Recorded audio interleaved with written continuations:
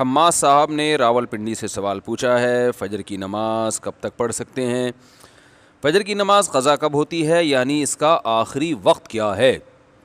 دیکھیے، سورج کا ذرا سا کنارہ بھی نکل جائے تو فجر کی نماز قضا ہو جاتی ہے، اور یعنی وہ روزانہ ٹائم بدلتا ہے تو ہر ملک میں الگ ہوتا ہے، تو اس لیے ذرا سا بھی کنارہ نکل جائے نا تو اس سے پہلے پہلے آپ فجر کی نماز پڑھیں۔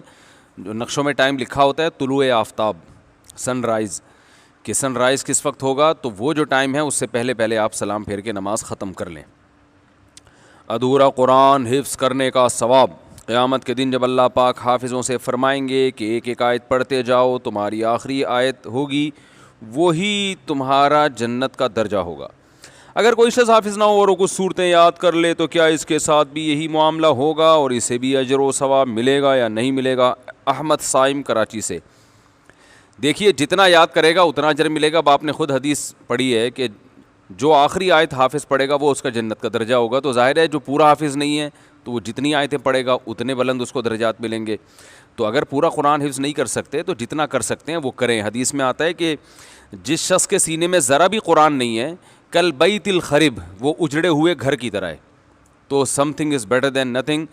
اور خاص طور پہ وہ جو صورتیں ہیں جو رات کو پڑھی جاتی ہے، جیسے سورہ ملک ہے، جو خاص صورتیں ہیں وہ تو بہرحال یاد ہر مسلمان کو کر لینی چاہیے۔ ناپاکی میں رکھے گئے روزوں کی قضا ہوگی؟ سوال ہے بھائی، ناپاکی کی حالت میں جو روزے رکھے گئے ہوں کیا ان کی قضا لازم ہے؟ راشد صاحب راولپنڈی سے پوچھتے ہیں جی کیوں نہیں لازم، ناپاکی کی حالت میں روزے رکھے کیوں؟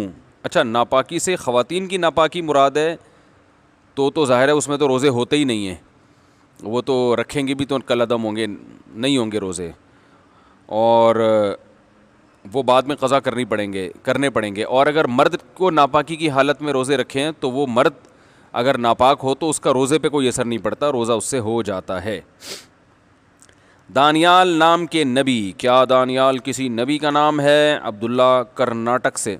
جی، قرآن اور قرآن میں تو کہیں دانیال علیہ السلام کا تذکرہ نہیں ملتا، صریح حدیث میں بھی نہیں ہے، لیکن تاریخی کتب میں بہت کثرت سے آپ کا تذکرہ ملتا ہے، اور جو پچھلی آسمانی کتابیں ہیں ان میں بھی ملتا ہے، اور اتنی کثرت کے ساتھ جب کسی کا تذکرہ ملتا ہو تو پھر ان کی نبوت کا انکار کرنا یہ خطرے سے خالی نہیں ہے۔ اس لیے اہل سنت والجماعت کے ہاں ان کو بطور نبی ہی کے مانا جاتا ہے، اور صحابہ کے کچھ آثار بھی ملتے ہیں ہمیں اس بارے میں، لہذا یہ جائز ہے نام رکھنا۔ بہت سے لوگ اس نام کا مطلب پوچھتے ہیں، مطلب نہیں پتہ، اس کی بہت تحقیق کی ہے واللہ عالم، لیکن نام اپنی اولادوں کا رکھنا جائز ہے۔ یہ شادی کے دن کھانا کھانا، کیا شادی کا کھانا جو ولیمہ کے علاوہ ہو اور بارات کا بھی نہ ہو وہ کھانا جائز ہے؟ ہمارے ہاں رواج ہے کہ شادی کے دن لڑکی والے اور لڑکے والے بھی کھانا کھلاتے ہیں، یعنی لڑکی والے بھی کھلا رہے ہیں تو لڑکے والے بھی کھلا رہے ہیں، بہت پیسہ ہے بھائی۔ مگر یہ بارات کا نہیں ہوتا، دوسرے دن ولیمے کا بھی کھانا ہوتا ہے، کیا شادی کے دن یہ کھانا جائز ہے؟ محمد سہیل صاحب انڈیا سے۔ یہ کھانے کی پتہ نہیں تیسری قسم دریافت ہوئی ہے، ہم تو دوسری قسم کو ہی لے کے رو رہے تھے کہ یہ کیا امت میں بارات کا کھانا بدعت ہے اور ایک بری رسم ہے، بدعت تو نہیں ہے لیکن بری رسم ہے، آپ نے ایک تیسری قسم بھی ایجاد کر لی ہے بھائی، تو یہ بھی غلط ہے۔ شادی کے دن کھانا ہے ہی نہیں اسلام میں۔ اسلام میں یہ ہے کہ لڑکی کا نکاح ہو، اس کے بعد لڑکے والے آئیں اور دلہن کو لے کے چلے جائیں، اگلے دن اپنے گھر سب کو بلائیں اور ولیمہ کریں اور سب کی دعوت کریں، بس یہ ہے۔ نکاح کی مجلس میں چھوارے ہو جائیں یا کھجور وجور ہو جائے تو وہ بھی ٹھیک ہے۔ ہاں، یہ ایک الگ بات ہے کہ لڑکے والے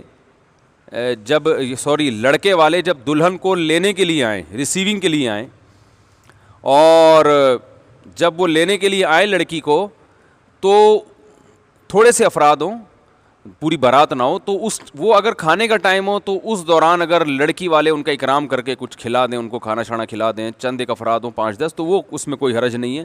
وہ بارات کا یا شادی کا کھانا نہیں کہلاتا، وہ اس لیے کہلاتا ہے وہ کھانا کہ بھائی کوئی بھی آپ کے گھر آئے تو آپ کھانے کا اس کو پوچھتے ہیں۔ تو ظاہر ہے آپ کی بیٹی کے سسرال والے آئے ہوئے ہیں، وہ آپ کی بیٹی کو لے جانے کے لیے آئے ہیں، تو ٹائم بھی کھانے کا ہے، تو نہ پوچھنا یہ ایک غیر اخلاقی حرکت ہوتی ہے، تو ایسے موقع پہ آپ ان کو پوچھ لیں، تو یہ لڑکی والے پھر ان کو کھانا کھلا سکتے ہیں، لیکن یہ بارات نہیں ہوتی، 5-6 افراد ہوتے ہیں، اس کے علاوہ اور کوئی کھانا صحیح نہیں ہے۔ گائے منڈی میں نماز کیسے پڑھیں؟ جب ہم بقرعید کے دنوں میں گائے منڈی جاتے ہیں تو وہاں نماز پڑھنے کے مسائل ہوتے ہیں، نماز پڑھنے کی جگہ نہیں ملتی یا وضو کے لیے پانی نہیں ملتا، کپڑے بھی ناپاک ہو جاتے ہیں، ایسی صورت میں نماز کو کس طرح ادا کریں؟ نیز کیا اس وقت سنتیں پڑھنی چاہیے یا صرف فرض پڑھنے چاہیے؟ عبداللہ صاحب کراچی سے۔ عبداللہ صاحب ہم بھی گائے منڈی جاتے ہیں، صرف آپ ہی نہیں جاتے، اور اللہ کا شکر ہے جب بھی نماز کا ٹائم ہوا ہم نے نماز بھی پڑھی ہے، ہمیں جگہ بھی ملی ہے۔ آپ پتہ نہیں مریخ پر کوئی گائے منڈی لگتی ہوگی جہاں جگہ نہیں ہوتی ہوگی، شاید اس کی بات کر رہے ہیں۔ جو کراچی سوراب کوٹ میں جو گائے منڈی لگتی ہے، جو بہت بڑی ایشیا کی سب سے بڑی منڈی کہا جاتا ہے اس کو، بلکہ دیکھنے سے تو لگتا ہے کہ دنیا کی سب سے بڑی منڈی ہے، تو نماز کی جگہ مل جاتی ہے۔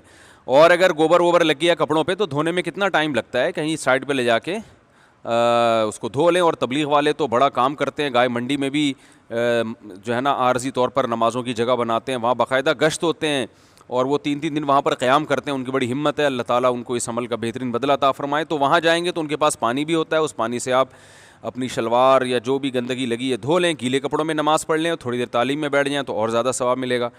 تو ہر جگہ نماز کی جگہ مل جاتی ہے، انسان اگر چاہے۔ پھر بھی نہیں مل رہی تو کوئی موٹی چادر لے کے بچھائیں اور اسی کے اوپر نماز پڑھ لیں۔ اگر گوبر وغیرہ کے اوپر موٹی چادر ہو اور وہ چادر سے اس گوبر کے آثار اوپر نظر نہ آ رہے ہوں تو اس کے اوپر نماز ادا ہو جاتی ہے۔